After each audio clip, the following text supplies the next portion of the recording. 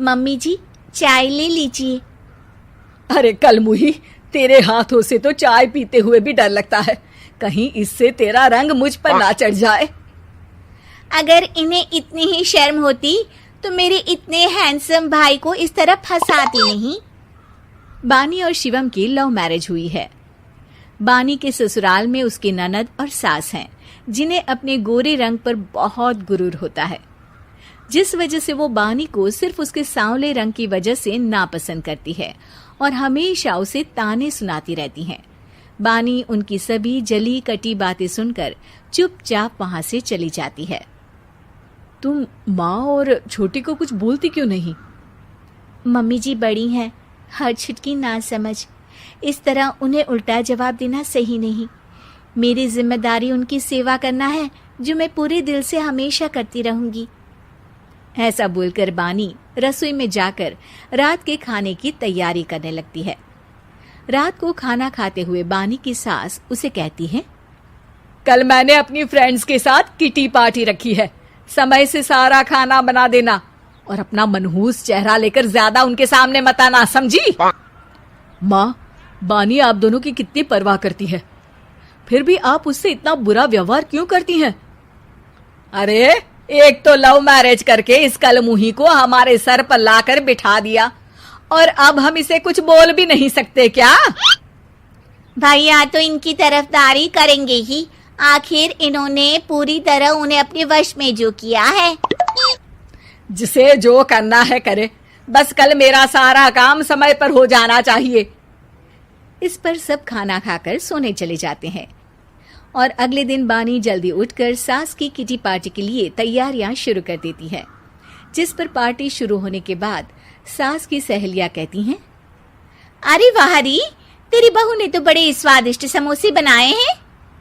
हाँ भाई, रंग कैसा भी हो, खाना बनाने में बिल्कुल अन्नपूर्णा है।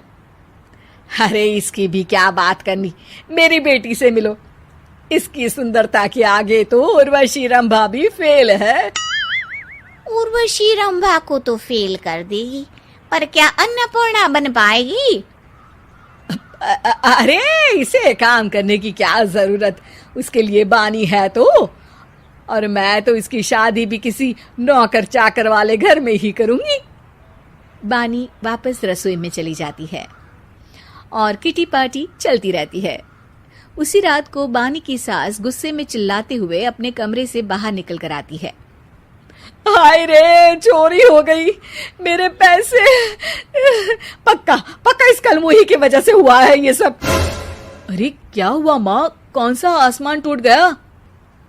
अरे आसमान तो उसी दिन टूट गया था जब तू इस कलमुही से शादी करके इसे घर में ले आया था। खुद तो आई ही, अपने साथ साथ मनहूसियत का काला साया भी मेरे घर ले आई। अरे हुआ क्या माँ? अरे मेरी तिजोरी में रखे पैसे कहीं गायब हो गए, सुबह ही देखा, अरे यहीं रखे थे। क्या आप मुझ पर चोरी का इल्जाम लगा रही हैं? अरे काली बिल्ली पर भी क्या कोई मनहूसियत का इल्जाम लगाता है? ऐसा बोलकर बानी की सास वहां से चली जाती है, जिसके बाद शिवम और बानी बात करने लगते हैं। देखो, मम्मी की बात का बुरा मत मानना, वो बस परेशान है ना, इसलिए कुछ भी बोल गई। वो परेशान नहीं, मुझसे नफरत की वजह से ऐसा बोलकर गई हैं। उन्हें मैं हमेशा एक आंख नहीं सुहाती। देखो बानी, अगर तुम चाहो तो हम दूसरा घर लेकर वहां शिफ्ट कर सकते हैं।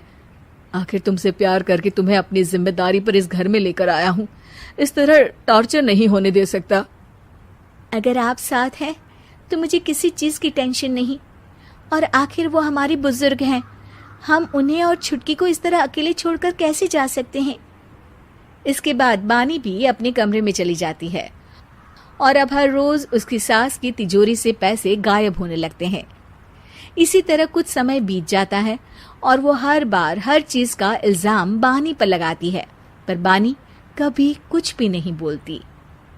कलमुही नास पीटी, बहू को घर की लक्ष्मी बोलते हैं, ये तो पनौती बनकर आई है, पनौती। एक रात बानी की सास को आधी रात में प्यास लगती है, तो वो पानी पीने रसोई की तरफ जाती है। तभी उसे अपनी बेटी के कमरे में कुछ आवाज सुनाई देती है। हाँ हाँ, मैंने मम्मी की तिजोरी से हर रोज थोड़े थोड़े पैसे निकाल कर हम दोनों के लायक खूब पैसे इकट्ठे कर लिए हैं। और मम्मी आज तक उस सब के लिए भाभी को ही जिम्मेदार समझती है। तुम बस जल्दी से आकर मुझे यहाँ से ले जाओ और हम कहीं दूर जाकर शादी कर लेंगे। मम्मी को कुछ पता नहीं चलेगा, सब मुसीबत खत्म। अपनी बेटी की ये सारी बातें सुनकर बानी की सास भौंचक्की रह जाती है और अपने कमरे में वापस चली जाती है। जब अगली सुबह बानी सास के कमरे में आती है, मम्मी जी, क्या बात है, आज आप कमरे से बाहर ही नहीं आई? आपकी तबीयत तो ठीक है ना? क्या छुटकी कमरे से बाहर आई या तुम उसके कमरे में गई? नहीं नहीं, क्यों, जाना है क्या? मैं अभी चली जाती हूँ। नहीं, कोई कहीं नहीं जाएगा। इस पर वो बानी को साथ लेकर कमरे से बाहर आती है, जहाँ शिवम भी होता है। वहां उसकी सास बोलती है, छुटकी मेरी तिजोरी के सारे पैसे लेकर अपनी माँ के बारे में कोई ख्याल करे बिना किसी लड़के के साथ घर छोड़कर चली गई। और बहू, तुमने मुझ जैसी सास की सेवा करने के लिए अपने ही पति के साथ दूसरे घर जाने से मना कर दिया। मैंने हमेशा तुम्हारा रंग देखा अच्छा ही नहीं, जो मेरी सबसे बड़ी गलती है। मुझे माफ कर दे बेटा।